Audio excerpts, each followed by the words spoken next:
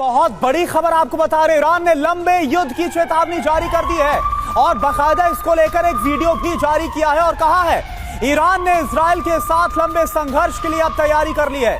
Tehran के पास लंबी दूरी की मिसाइल क्षमता है और वो इजरायली क्षेत्र में गहराई तक हमलों को जारी रखेंगे। तो ये वीडियो दिखाया है और एक बार फिर से वो अंडरग्राउंड बेसिस दिखाए गए, मिसाइल के ठिकाने दिखाए गए। और मनीष, आखिर इसका मतलब क्या है? लंबे युद्ध की तैयारी में ईरान है, कब तक सस्टेन कर पाएगा, इस पर भी एक बड़ा क्वेश्चन मार्क है। देखिए, सबसे बड़ी बात है कि ईरान ने लगातार ये बात कही है कि उनके पास काफी संख्या में मिसाइल हैं, जिसमें बैलिस्टिक मिसाइल भी हैं, और उन्होंने अपने कई शहरों में अलग अलग जगह पर मिसाइल सिटी भी बना रखे हैं, जिसमें से एक मिसाइल सिटी को इजराइल की तरफ से स्ट्राइक के जरिए खत्म करने का दावा भी किया गया है। हाँ, ये बात जरूर है कि मार्च के महीने में जब एक मिसाइल सिटी को दुनिया के सामने ईरान लेकर आई थी, उस वक्त उसका इंस्पेक्शन करते हुए दिखे थे ईरान के आर्मी चीफ और साथ ही ईरान के जो एयरफोर्स चीफ है। संयोग की बात देखिए कि कल के इजरायली स्ट्राइक में वो दोनों मारे गए हैं और साथ ही एक मिसाइल सिटी भी खत्म हो गया। लेकिन इसके बावजूद कल से जिस तरीके से ईरान मिसाइलों से अटैक कर रहा है, इसका मतलब यह है कि उसके पास काफी संख्या में अलग अलग किस्म के मिसाइल हैं, जिसके जरिए वो लगातार इजराइल पर अटैक कर रहा है। और इसीलिए ये लग रहा है कि ये युद्ध और भयावह होगा, ये युद्ध लंबा खींचेगा। लेकिन इन तस्वीरों के सामने आने के बाद इस तैयारी का मतलब क्या है? क्योंकि क्या ये बयानबाजी महज सिर्फ एक प्रोजेक्शन है?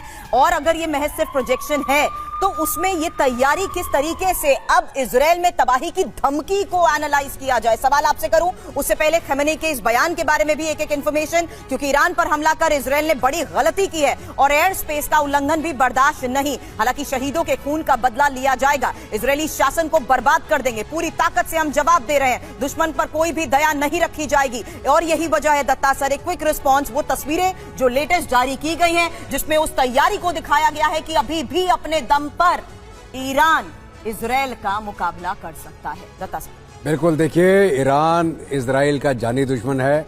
उनका ये मानना है कि ये ज्यूज को इस दुनिया में रहने का कोई हक नहीं है। सर, सॉरी टू बटन, ये इतिहास सभी जानते हैं। ऐसे में नेतन्याहू का चेंज ऑफ रिजीम को लेकर जनता को अपील करना, क्या कोई इम्पैक्ट होगा? बिल्कुल इम्पैक्ट होगा। इसीलिए एलन मस्क ने जो स्टारलिंक का उसको देने की जो वादा किया है, ताकि ईरान की जनता को पता चले कि आप ये अपनी इवल रिजीम को हटाएं।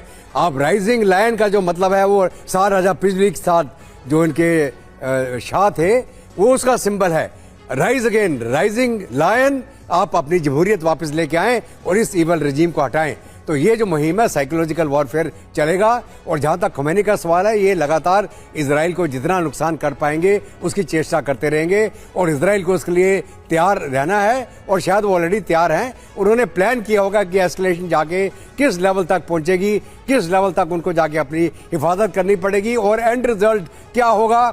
यहाँ रजीम चेंज होगा, यहाँ ईरान के अंदर और बड़ी तबाही। हिस्ट्री ऑफ हेट्रेड और इस बीच चेंज ऑफ रजीम को देखते हुए जिस तरीके से ये अपील की जा रही है, आप मानते हैं इसका असर होगा, लेकिन पीपल्स परसेप्शन वो किस तरीके से सामने आता है, ये एक और सबसे बड़ा आगे सवाल होगा। लेकिन उससे पहले करुणा, एक और बड़ी खबर। बिल्कुल, आप देखिए, इजराइल के ऑपरेशन राइजिंग लायन के जवाब में ईरान ने प्रॉमिस 3 को लॉन्च किया। इस ऑपरेशन को लॉन्च किया, डिक्लेरेशन ऑफ वॉर।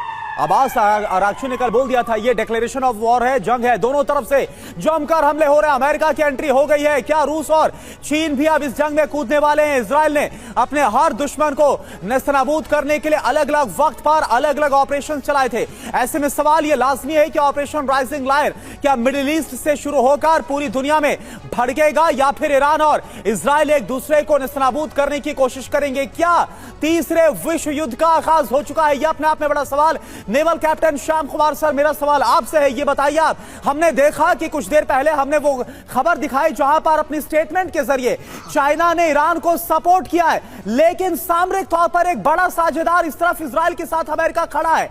क्या आपको लगता है कि युद्ध अगर खिंचता है तो रूस और चाइना दोनों सामरिक तौर पर भी सपोर्ट करते हुए नजर आएंगे ईरान को?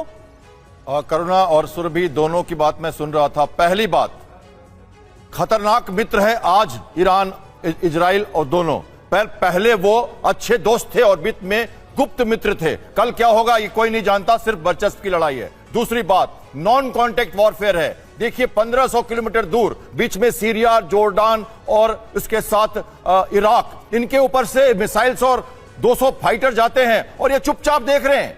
एयर स्पेस वायलेशन की बात आप कर रहे थे। दूसरा पॉइंट। तीसरा पॉइंट, आज की लड़ाई जमीन की लड़ाई नहीं है। जमीन का कोई हिस्सा नहीं चाहिए दोनों में से किसी को, और ले भी नहीं सकते, सस्टेन भी नहीं कर सकते। लड़ाई किसकी है? वर्चस्व की। इजराइल कहता है कि तुम्हारे यहां से सत्ता चेंज करो। 1979 के बाद से सब हुआ, उसके पहले ऐसा नहीं था। और दूसरी बात, अब इजराइल और ये कहता है ईरान की उसकी जो अस्तित्व है वो खत्म करो, क्योंकि वो वॉर ऑफ हेट्रेड है। राम कुमार सर, मेरा सीधा सा सवाल ये था कि क्या रशिया और जो चीन है मिलिट्री पावर के साथ खड़े होंगे ईरान के साथ? वो बात में आपको ये क्या लग रहा है? वो मैं सेगमेंट कवर कर चुका था कि देखिए इसके बाद अब विश्व पटल पे दूसरे लोग क्या हाथ देंगे। जॉर्डन, इजिप्ट और मिडिल ईस्ट प्रोग्रेसिव है, वो कुछ नहीं किया था, इसलिए मैंने कहा एयरफोर्स वायलेशन में वो कुछ नहीं कह रहे। लेकिन ईरान ने ये साफ कह दिया है कि जो इजराइल की मदद करेगा वो हमारे निशाने पर रहेगा।